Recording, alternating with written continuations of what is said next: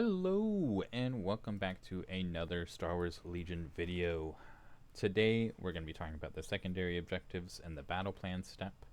Um, we're going to go over my general thoughts on each one, what armies I'll run with them. It is kind of faction based, but it doesn't necessarily have to be faction based. It just depends on different army strategies that you're running with, which there's a few that are across multiple factions, while there's a couple that aren't. But without further ado, let's dive right in. Before that, just as a reminder, I do only play casually, so again, take all of my opinions with a grain of salt. Moving on. Mark targets is our first secondary objective here. For it, during setup, you're going to choose two if you're a blue player, and two friendly units and two enemy units if you're blue player, and then red player is going to choose two friendly and two enemy units. So by the time you're done, you're going to have 4 marked targets on either side. They gain a marked target token, and then the scoring of this is when a unit with a marked target token is defeated, after the effect is resolved, that unit's opposing player scores 1 VP. It's a very straightforward secondary objective. We're going to get into some that are a little bit not as straightforward as this, but without anything left to talk about really about the basics of this card, the armies that I run with this card are primarily bounty, or if I know that I will be wanting to kill a lot of just like units on the board, I'll run this. With the bounty one, the 2 enemy units I choose are always the same as my bounty targets because I plan on killing them. And since I already plan on killing them, might as well score 2 VPs off of 1 kill rather than just 1 VP.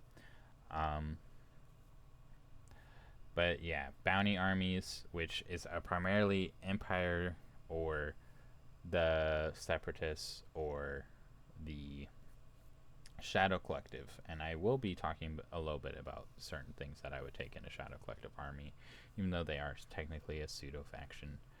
I know a lot of people run them still.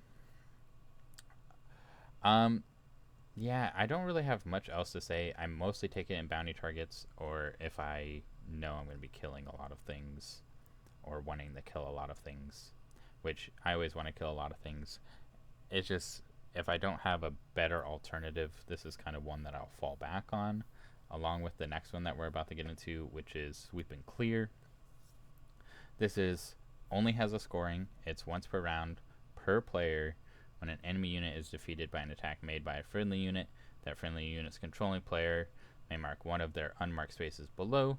A player may only mark a space corresponding with the territory the attacking unit's leader is at. So you're attacking your enemy. You have 4 things that you can score on. One is any territory, one is friendly territory, one is contested territory, one is enemy territory. Enemy territory is the only one that gives you 2 VPs, since it's the hardest one to reach in the game, since you have to cross the whole board to get there. And if you're on certain main objectives like close the pocket, where they're caddy the corners, then it's a little bit harder to get to those even than just main middle of the map enemy territory. If you're on breakthrough, it's pretty easy because they're right there. But yeah, so if I'm running an army that is taking breakthrough, this is one I will definitely take to just segue into what armies I will take. If I'm taking an army that I want breakthrough, so like my melee to range 2 armies that are heavily that, I will take it because I want to get in close fast and deadly. Like an Anakin 501st army goes pretty hard for the breakthrough with Sweep and Clear. This is another one that I just fall back onto because it's pretty much good with any army, since you can score VPs no matter what army you have. The enemy territory one is one that I would be wary of, especially if you see that you're facing someone that is a very melee focused army or melee to range 2 army and you're not quite there, and you're wanting your army to do something a little bit different, I would probably stay away from this. Next up is bring them to heal. I've talked about it a little bit in the garb, but we're gonna get into how this card works. The scoring works is starting in the second round during each end phase. If more enemy units than allied units have a number of suppression tokens equal to or greater than their courage value, you score 1 VP. And then there's another scoring thing, which is once per round per player. When a unit gains 1 or more suppression tokens, the opposing player may mark one of their unmarked spaces on the chart below if the condition listed in the leftmost column of the spaces row is met. And you have 2 of these. One is an enemy unit is panicked, and all enemy units that can gain suppression tokens have 1 or more suppression tokens. So the first one there can be very easy. An enemy unit panicked is just twice their courage value, because equal to is suppressed, twice is panicked.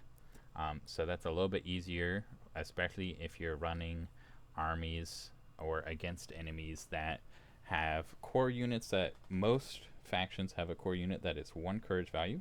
The exception to that is the Republic. If I'm running a Republic force, this is 1 secondary objective I auto include. The reason I auto include it is because all of my units are courage value 2, which means for that top scoring, I have an advantage there. For the enemy unit is panicked, I have an advantage there since they have to do 4 to my courage rather than just 2. And then all enemy units that can gain a suppression token have 1 or more. That one I have a little bit disadvantage because most of my Republic armies have fewer activations than probably what my enemy will have if they're Separatist, Rebels, maybe even Empire, since the Republic tend to be the highest point costed faction. Even Shadow Collective. Shadow Collective, this is one I probably would never take if I was the Shadow Collective, but it can be good because they have some weapons there that are suppressive, so it might give you a little edge up to keep that suppression on each round. So yeah. But if you're a Republic, it is an auto-include in my opinion. No matter what your Republic army is doing. Like if it's a long-ranged army, auto-include. If it's a short-ranged army, auto-include. Even if it's just melee army, auto-include, because even though you're not putting much suppression on. But yeah, definitely an auto-include. In my opinion, just because of the advantage of the courage. Moving on to Surface Scan. During setup for Surface Scan, you're going to start with blue player again. Each player chooses 2 friendly units, and each chosen unit gains a friendly scanner asset. The way scoring works with this is starting in the second round.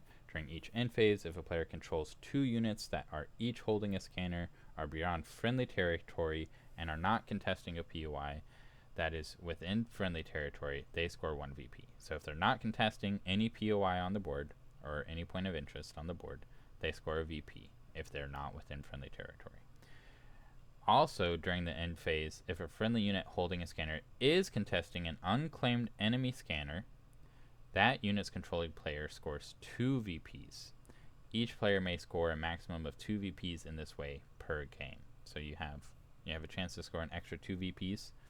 So you want these guys not contesting a POI, so kind of middle of the board or just away from any objectives in general. They'll score a victory point per round. This can kind of come in clutch during certain games if you can't secure certain POIs and certain main objectives, then you can just pull back that guy from the POI and be able to score a victory point anyways. But yeah. Special rules for this card is each unit gains a free claim scanner. Units cannot claim enemy scanners. Each unit can hold only 1 scanner at a time. That's just so that you can eventually pick up that scanner again. So armies that I would take this on is pretty much, again, any army. It's kind of a weirder one. However, I would probably most likely take it in my long-ranged Republic army that I just ran. I would take it in that because I can move the ARFs out of my territory and then they just score VP each round. Different armies where your units don't necessarily have to be maintaining control of a POI is good. There's not a lot of that because POI control for main objective is very important in the game. So definitely longer range armies can be good with this. Or if you have like a tank in the back, since it's just friendly units can have the scanner, you can have a tank with it and just get them out of friendly territory, and then boom, you're just scoring a VP per round. But yeah, surface scanner can be a very interesting secondary objective. It's probably one of my least favorites, honestly. But yeah. Other armies that I would avoid taking this with are any armies that you want to run a lot of POIs. So like a separatist army or a rebel army where you're going wide across the board and you want like a main objective like shifting priorities or anything like that so that you can secure more or contest more of those objectives. I would definitely stay away from this. If you're lower activations and you're okay with giving up a unit to not controlling a POI or two, I would definitely take this. It's pretty good. Still one of my least favorite secondary objectives though. Moving on to destroy enemy base. So let's get into the setup of this. Starting with the blue player, each player places one friendly base POI beyond one of all edges of the battlefield. Then starting with the blue player, each player chooses one friendly unit and each chosen unit gains a bomb asset. How this works is, for scoring, is during each end phase, players score 4 victory points if the enemy base was destroyed during the end phase. How do you destroy the enemy base? It's in the special rules. First, each unit gains a free claim bomb. Each unit can hold only one bomb.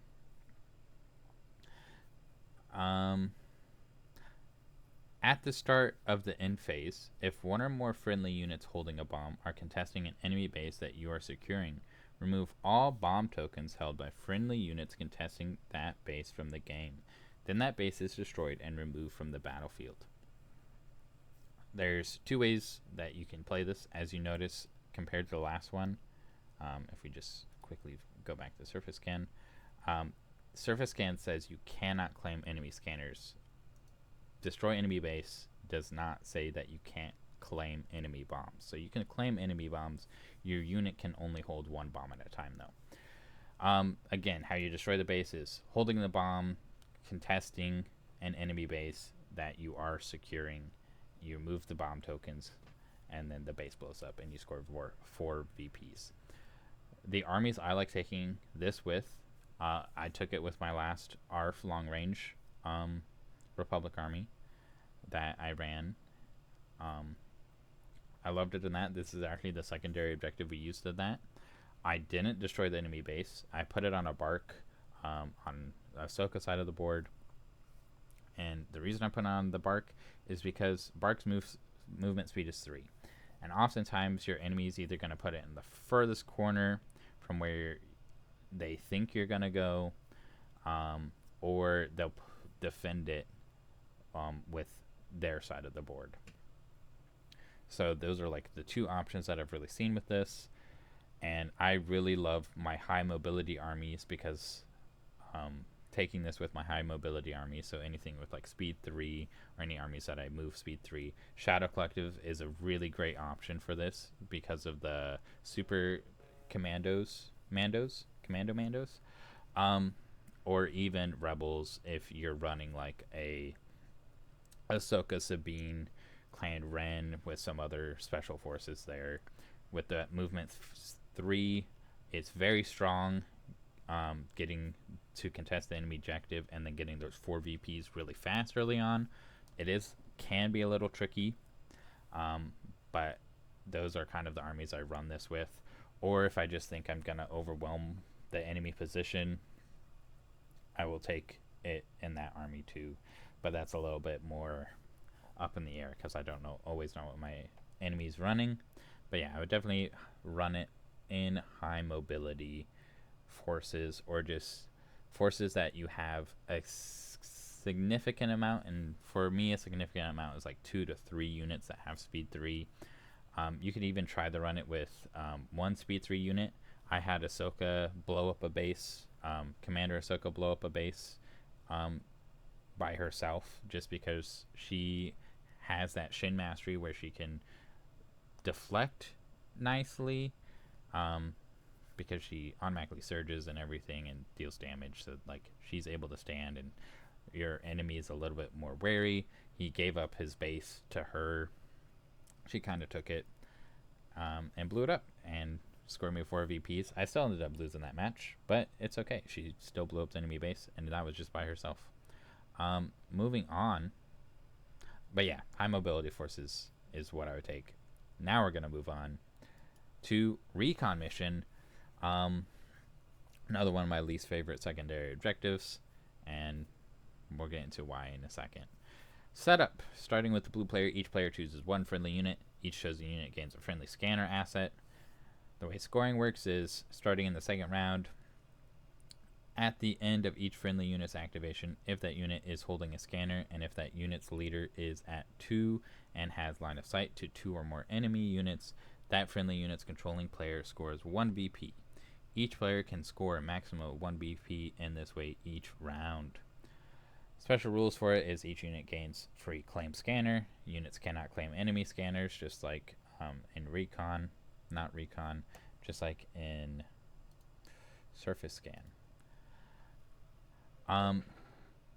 The other one is, if a friendly unit is holding a scanner at the end of the unit's activation, each enemy unit at 2 and in line of sight of that friendly unit's unit leader gains 1 observation token.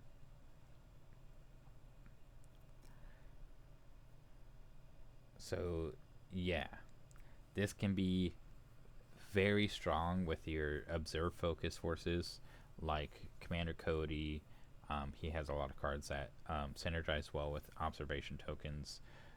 Maybe some of the new, I feel like Thrawn might have something to do with observation in the future, since he really loves observing his enemies, and whenever he releases, so he might have some cards just like Cody does that synergize well with observation tokens, but we'll see with that. That's just speculation.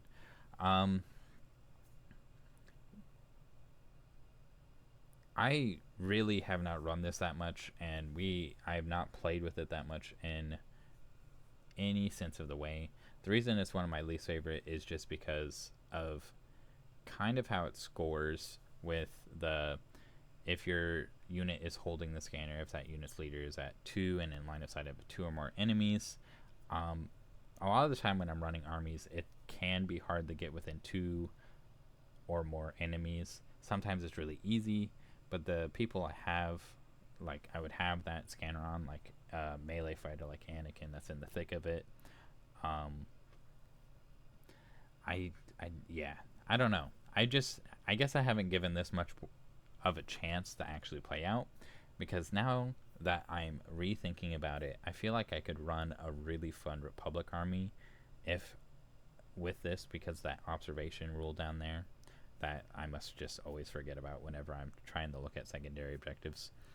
But yeah, I would definitely take it in a Cody force. I would probably take this, sweep and clear, not sweep and clear, bring them the heal, and maybe mark targets or sweep and clear as my third option for that, for a Cody force. Just give me some options there. Sorry if this has felt like very Republic centric kind of going on. I forgot to say what armies I would take. For surface scan, it would be a Rebel army. For this one, also be a Rebel army along with a Republic army, as well as a Separatist army. Honestly, I would probably take this in a Separatist army. I just put it on some B1s. At first, put it on B1s. Or actually, Magna Guards. Magna Guards would be what I put this scanner on, and then that way, because I don't want to put this scanner on a operative or a commander, because it just makes them a bigger target than they already are, and they're already a major threat on the board. That's kind of my thinking with some of these asset tokens. You don't want to put them on that main threat, because the main threat's already going to be looked at, and you want to spread out the threat range across the board as much as you can so that you can help your main threats get more value, and then you can get value off of a little bit weaker units like Magna Guards or BXs if you're Separatists. I'd probably put it on BXs too. Or arcs. Probably just arcs, and for the Republic is what I would put this on. For the Empire, Riot Squad would go pretty good with this scanner, especially if you're running with Callus. Riot Squad would be pretty sick. Oh, with Republic, you could also put it on a Commando Squad, since they're already a big threat, but like they're harder to kill than your other units. But yeah, overall, that is my thoughts on the secondary objectives. Just an overview at the end here. Mark targets, bounty army, or basically any army. With any of these secondary objectives, the thing that I love the most is that they will fit most armies. No matter what secondary objective you have, you can still play it. It's not as mandatory that your army's centered around it, which is probably why it's a secondary objective in the game. Certain armies are better, and especially if you're the Republic, Bring Them the Heal is the best secondary objective in the game for you, just because your faction has an advantage over all the other factions in it. But yeah, I hope you like this video. If you do, leave a like. Give me your thoughts on what you think about the secondary objectives. I'm always interested to hear other people's opinions. If you don't agree with me, that's completely fine. This is just kind of how I play the game. Oh well, I'll see you in the next one. Bye!